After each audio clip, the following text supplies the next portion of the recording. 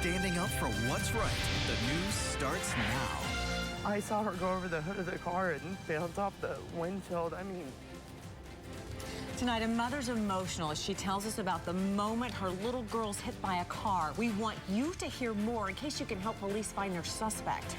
Yeah, more on that story, but first, breaking news, a man is dead after a wreck. Right now, crews are on the scene. This is near 71st Memorial. Channel 8's Angelica Brown is there live with the very latest. Angelica? Well, guys, TPD is still working through the details as to how this happened, but we can confirm that we have one person dead on scene. We got to be really careful about what we can show you, but we do want to give you a look at the scene here. The caution tape just going up now. This is happening right behind the Woodland Hills Mall, roughly 68th and Memorial is where this is happening. We have TPD on scene. We have fire. EMSA just left, and we still have the body on scene right now. Now, when I did speak with an officer, he said, we know that that person was hit by a car, but the circumstances, the details surrounding how this happened are still up in the air. We know investigators are still working to piece together all of this information. They've got cones blocking this area off, but we've got plenty of people driving by, just asking questions, wanting to know what happened. We're going to stay on scene, guys, and we're going to work to give you as much details as possible. We'll check back in with you as this story continues to develop. For now, reporting live, Angelica Brown, Tulsa's Channel 8. For more breaking news at this hour, here's a live look. Firefighters just finished putting a house fire out in East Tulsa. This house caught fire on 8th Street near Sheridan. That was 30 minutes ago. The fire started in the garage and quickly spread. The department just told us they believe 5 people live here. They are all safe, but unfortunately, 2 family pets did die. Investigators are on their way to start looking into a cause. Also tonight, Muskogee police are investigating a body found and a missing person. Right now, police cannot confirm if this is the person they're looking for. They've been searching for 78-year-old Gordon Huey in Muskogee. Channel 8's Kim Jackson joins us now live from where the body was found. Kim? Right, we are here at Ronco Reuter Plumbing, and a worker says he found the man's body between the building and the woods behind me, but so far police have not said if this is the missing person. Police spent much of the afternoon looking for Gordon Huey, but around 2:30 they were called here. Police blocked off the entry to Ronco Plumbing, and they gathered. Shortly after, a witness told us that he'd called 911 after he found a man's body in the back of the building. I was just walking out back of the building, and I thought it might have been just transient and laid down out back, getting warm or something, and I hollered at the guy and noticed that he was, not alive. Police had been searching for the 78-year-old man, and they say they'd done a grid search and made an all-out effort. It's cold out. He had been missing since 1:30 in the morning, and the family didn't know until this morning. So that's a lot of time for someone to be out in the cold. And, of course, if we have resources available, we want to be out there looking for them. And right now, police are still here on the scene tonight, but they are still looking into this. They have not said whether or not foul play is suspected. Live in Muskogee, Kim Jackson, Tulsa's Channel 8. New at 5, a teenager who was shot 5 times. One of those on the head has now died. Now officers are looking for 2 suspects. This is the 8th homicide of the year here in Tulsa. Police say Jeremiah Morse died in the hospital over the weekend. They're now looking to question Carl Irons Jr. and D'Angelo Turner. Only on 8, we want you to hear from a family about the moment a little girl's hit by a car, and you might be able to help police find their suspect. This happened Saturday near Tallies at 11th and Yale. Channel 8's Amy Jensen sat down with the family today. It'll be weeks before Ellie Cash completely recovers. I can't stand that long without my crutches because of my right leg. But her injuries extend beyond that. Ellie was heading home with her family from her birthday celebration at Tallies on Saturday night. Just turned 12.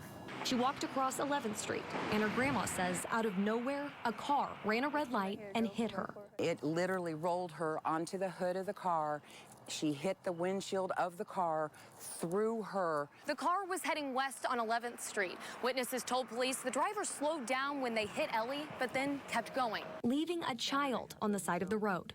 Seeing your child hit by a car in front of you, and I mean, you don't know what happened. Doctors say she has broken toes, a separated shoulder, numerous bruises, and road rash all over her body. I have one that's covered up, but I also have some on my fingertips. At just 12 years old, Ellie knows how lucky she is to be here. It doesn't matter who you hit, what age they are. You still hit a person, you drove off. I mean, I could have died, and they just drove off. She says she'll have to miss school for a while, and she'll no longer be able to participate in the state archery competition. It makes me really sad because I tried really hard to be able to make the team. All of that taken away in seconds. Okay. Bam. Okay. Whoever's responsible, Ellie says, do the right thing. Turn yourself in. Reporting in Tulsa, Amy Jensen, Tulsa's Channel 8. Police say they're looking for a white four-door car that probably has damage in the front. Tonight, a family is lucky to make it out of their house when it burst into flames. This happened near East King Street and North Trenton Avenue. We spoke with the homeowner's neighbor about how he managed to keep the fire from spreading to his house. I had to go with a hose in my house, keep the spark from flying over onto my roof so it wouldn't catch fire. Right now, firefighters are trying to find out what caused that blaze. There's a big announcement today in the battle between the governor and the tribes. A judge has now ordered mediation to handle their legal fight over the state's gaming compact. Governor Stitt and several tribes are currently in a lawsuit to determine if the agreement automatically renews. Governor says it does not and wants to renegotiate higher fees from the tribes. The order says the mediation has to be completed or substantially completed by the end of March. From the Oklahoma Ford Storm Center, your first warning forecast, certified as Tulsa's most accurate weather. Take your umbrella out. You're going to need it for this evening. Our temperatures, because of the clouds and the rain, really been held back, mostly in the 40s out there. Wagoner coming in with a temperature of 41. We're also watching a large area of rain. It's mainly down to our southwest, Eufaula, Okmulgee, down towards Okemah, getting a little bit heavier rainfall. If you're not getting rain, you will. It'll sweep across the area for this evening. By 7 o'clock, our temperature around 41. We'll drop to 40 by 8. Going to be out at 9. Still some scattered, mainly light rain. A temperature of 39 and 38 degrees by 10 o'clock. Still some drizzle, but it'll be lighter by 10 o'clock for tonight. Coming up, we're going to talk about the rain and when we have an 80% chance for rain. Also, there's a big warm-up coming. More on that in just a few minutes. In less than 24 hours, voters in New Hampshire head to the polls in the country's first primary. Oklahoma is not far behind. Democrats are fighting for momentum heading into other primaries. Oklahomans will vote 3 weeks from tomorrow.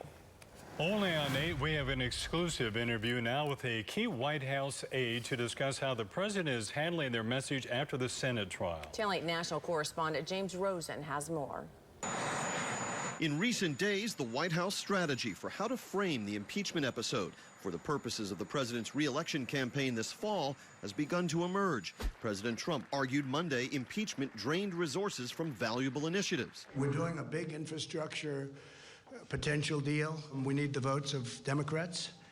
They've been so focused on something else and wasting a lot of people's time. At a rally Friday night in battleground North Carolina, worth 15 electoral votes, the president cast impeachment as a black mark for the Democrats, not himself. That's a failed hoax. Every one of them have to put it right on that resume. And at the National Security Council and State Department, the White House has purged aides who testified adversely before the impeachment hearings. House Democrats, for their part, have vowed to keep investigating the president, possibly by issuing a subpoena for John Bolton, the former national security advisor who, it was recently disclosed, declined to provide the impeachment trial with a sworn statement after senators voted down new live witnesses. He refused. Now, he will have to explain at some point why he is willing to put this in a book, but not in an affidavit under oath. In an interview with Sinclair, Principal Deputy Press Secretary Hogan Gidley portrayed impeachment as a triumph for all Americans except the Democrats. The president's acquittal is a victory, not for the president, but for the presidency at large. If the Democrats are just going to continue down the other road of a second impeachment, because now they're talking about more subpoenas, I mean, what are we doing this for? You know what I mean?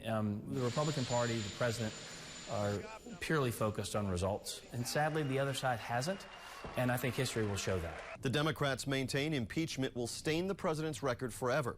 But the degree to which Democratic candidates emphasize impeachment in the fall elections, as the president himself appears content to do, will vary from one district and state to another, depending on the president's popularity there.